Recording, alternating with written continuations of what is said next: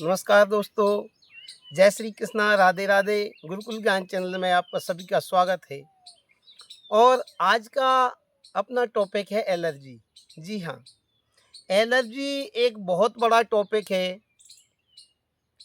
जिसको हम पूरी तरह से एक वीडियो में नहीं बता सकते, इतना संभव नहीं है। लेकिन किन मुख्य कारणों की वजह से एलर्जी हमारे शरीर में फैलता है, यह सभी को हम बताएंगे। तो सबसे हम पहले समझेंगे एलर्जी क्या है।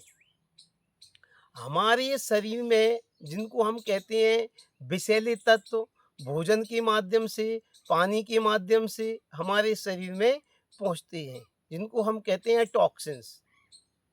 टॉक्सिन्स जो होते हैं वो शरीर से बाहर निकलना चाहिए। बाहर निकलने के लिए क्या करते हैं, हम अपना पसीना बहाते हैं, मेहनत करते हैं और शौच इत्यादि क्रियाएँ समय पर करते हैं, तो ये टॉक्सिन्स हमारे शरीर से बाहर निकलती है। लेकिन आज क्या हो रहा है दोस्तों, हम अच्छी-अच्छी चीज़ें खा रहे हैं, उससे जो केमिकल इत्यादि खा रहे हैं, वो टॉक्सिन्स यानी विषैले तत्वों के रूप में शरीर में जमा होता चला जा रहा है। उसको निकालने के लिए आज हम कोशिश नहीं कर रहे हैं, ना किसी तरह का योग, व्यायाम, प्राणायाम कर रहे हैं। केवल हम खाने पर ध्यान देना और थोड़ा बहुत हल्का-फुल्का एक आलसी जीवन आज का व्यक्ति जीने के लिए तैयार है। मेहनत के काम उससे नहीं बनते, यह कहता है। तो ये एलर्जी अपनी होती कैसे है? एलर्जी क्या है? पहले इस पे चर्चा चलता है। तो टॉक्सिन्स पदार्थ जो रहते हैं अपनी पूरी तरह से शरीर से बाहर नहीं निकल पाते, और ये निकलते 2-3 माध्यमों से मैंने आपको बताया। जैसे हम जो श्वास लेते हैं, तो श्वास लेने में श्वसन की क्रिया होती है। हम ऑक्सीजन को अपने शरीर के अंदर फेफड़ों में ले जाते हैं दोस्तों, और कार्बन डाइऑक्साइड को क्या करते हैं, बाहर निकालते हैं। तो कार्बन डाइऑक्साइड में जो विषैले तत्व शरीर में हमारी भोजन के माध्यम से गए हैं, तो उनमें जो कुछ विषैले तत्व रहते हैं, वो विषैले तत्व हम कार्बन डाइऑक्साइड की गैस के रूप में हम बाहर निकालते हैं। उसमें कुछ विषैले तत्व रहते हैं। तो क्या होता है, जब हमारे फेफड़े पूरी तरह से मजबूत नहीं होते, तो जो कार्बन डाइऑक्साइड शरीर से निकलना चाहिए, जो विषैले तत्व श्वसन के माध्यम से सांस लेने की क्रिया के माध्यम से निकलना चाहिए दोस्तों, वह पूरी तरह से नहीं निकल पाते।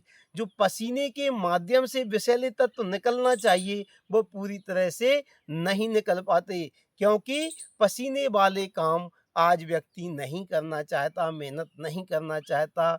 और तीसरा होता है समय से शौच इत्यादि क्रिया करना, समय पर फ्रेश होने जाना, 7 बजे से पहले जाना।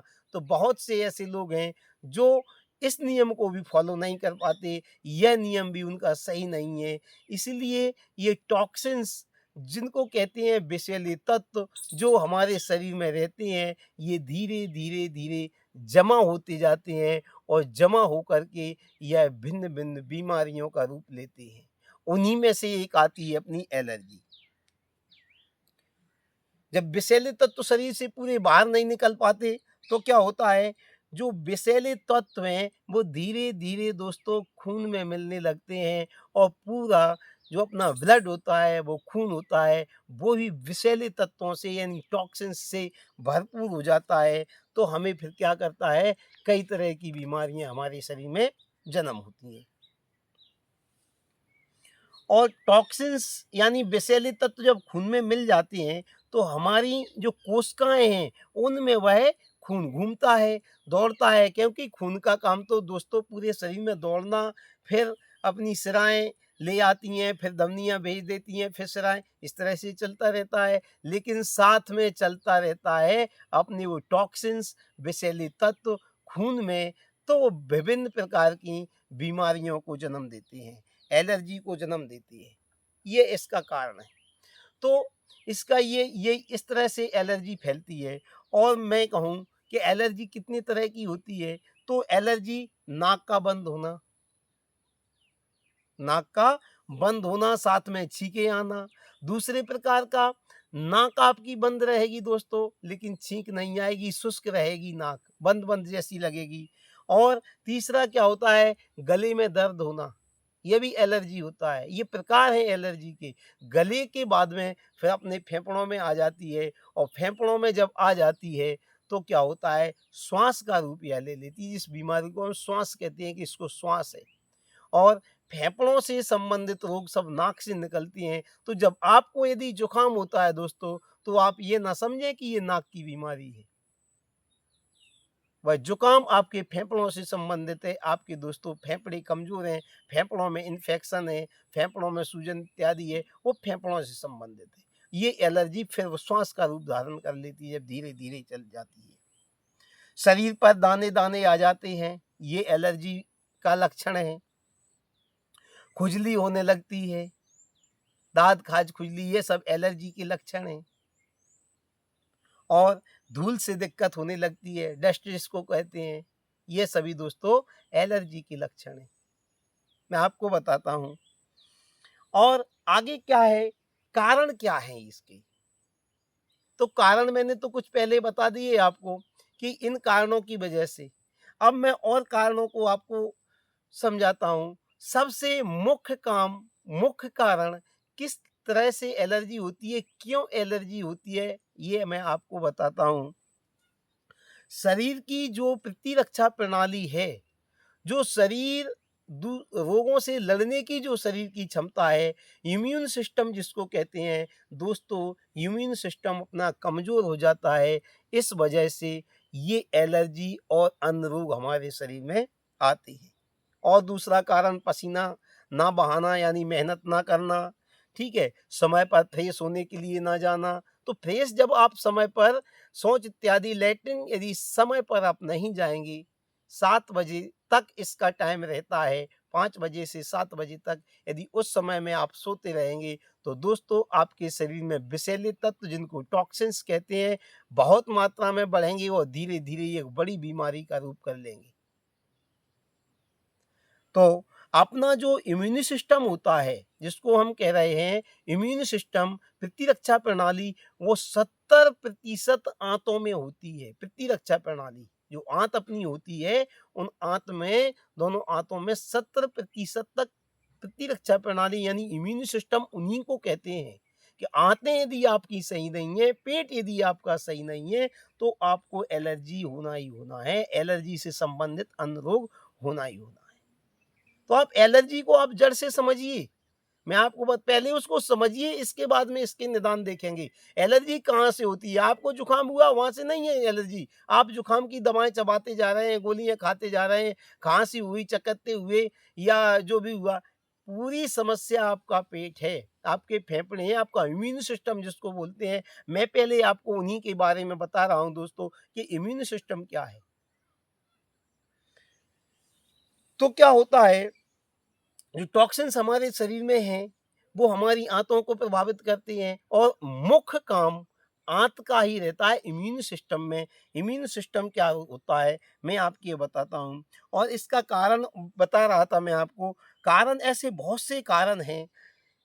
दिनचर्या का अभाव, दिन में कितने बजे उठना है, कितने बजे सोना है, क्या करना है, क्या नहीं करना है। और दूसरा है ऋतुचर्या, यानी जैसे आज बरसात का माह चल रहा है, तो हमें किस तरह से रहना है, कब भोजन करना है, ये आपको ज्ञान नहीं है। इस कारण से भी एलर्जी होती है, विभिन्न बीमारियाँ होती हैं।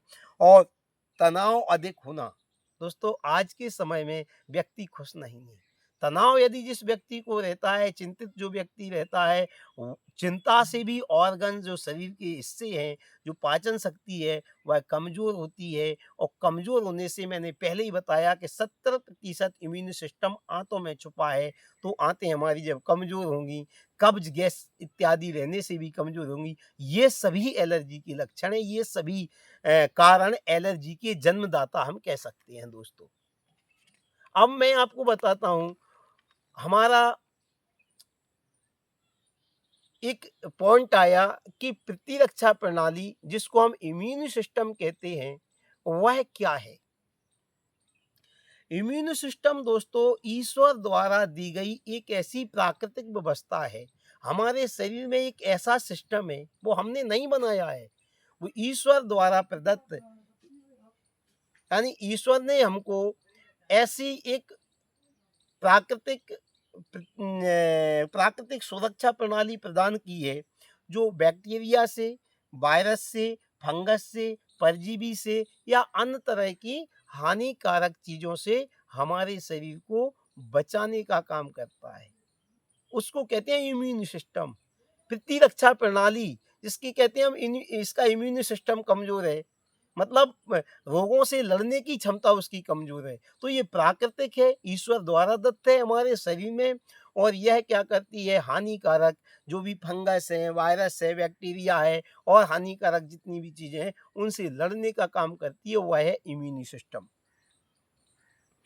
इम्यून सिस्टम को हम क्या कहें, शरीर की यदि सेना कहें तो कोई अतिशयोक्ति नहीं है। शरीर की ये सेना है।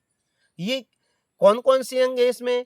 तिल्ली है, अपना त्वचा है अपनी, और अपनी आंतें हैं। ये सभी उसमें जो डब्ल्यूबीसी अपनी जो श्वेत रक्त कणिकाएँ रहती हैं, वो जो हानिकारक, जैसे बुखार आया तो उसका जो भी वायरस है, उस वायरस से वो लड़ेंगी, उनको पता है। और यदि वो वायरस दोबारा आया, तो जैसे हम दुश्मन से लड़ते हैं, दुश्मन से लड़ने के लिए हम तैयार रहते हैं दोस्तों, तो वह दोबारा वो कैप्चर कर लेती हैं बीमारियों को, वो अपने पहचान लेती हैं कि ये बीमारी हमारे पास शरीर में आ गई है। यदि पुनः वह बीमारी उस शरीर में जाती है, तो वो जो इम्यून सिस्टम है, जो मिलके जो ऑर्गन्स हैं, जो उनके काम हैं, वो अटैक करती हैं बीमारी पर।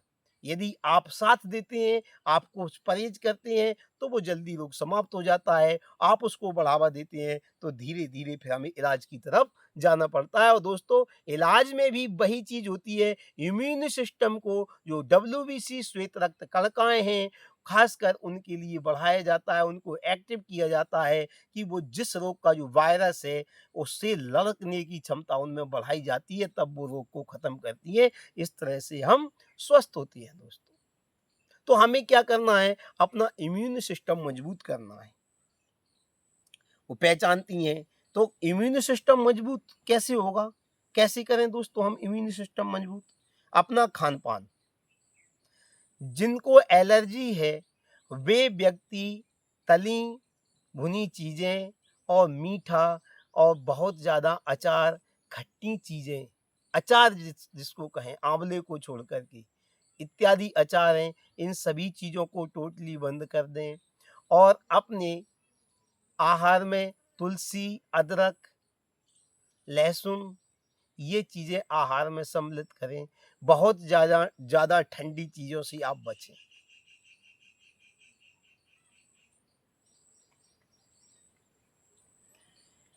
इम्यून सिस्टम को आप लाइफ़स्टाइल बदल कर के, लाइफ़स्टाइल कैसी?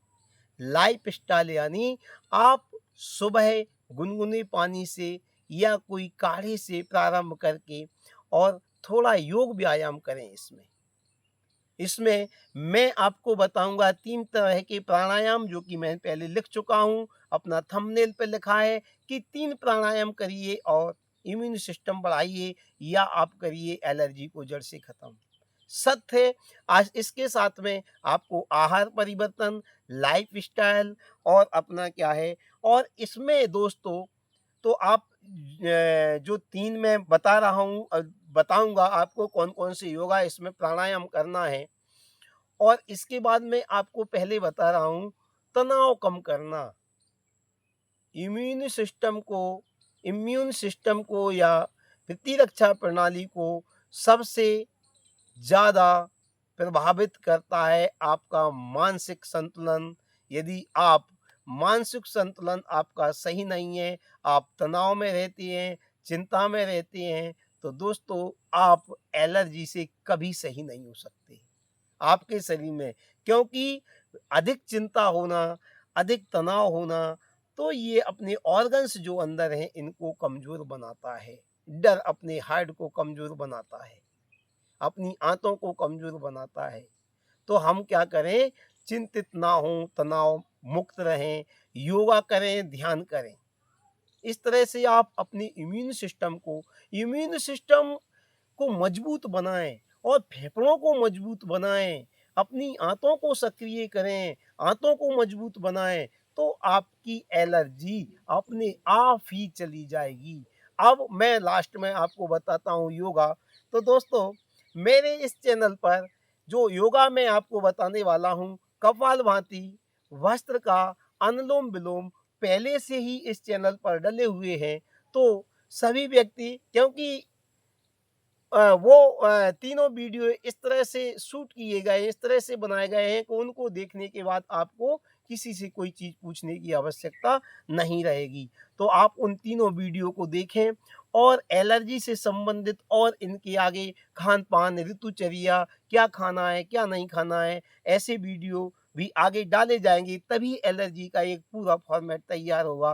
पूरी तरह से व्यक्ति को आराम मिलेगा। तो अगले वीडियो देखने के लिए आप हमारे चैनल को सब्सक्राइब ज़रूर करें, जिससे आपके पास नोटिफ़िकेशन आए और आप जितने भी रोग हैं या एलर्जी का रोग है, इससे संबंधित और बातों को जान सकें और धीरे-धीरे अपनी एलर्जी को आप क्योर कर सकें, पूरी तरह से जड़ से ख़त्म कर सकें। आगे मैं वीडियो में आपको बताऊँगा कि एलर्जी से संबंधित क्या खाएँ, क्या ना खाएँ, क्योंकि दोस्तों आहार का 70% किसी भी बीमारी में योगदान रहता है और 30% अपना रहता है योग व्यायाम का।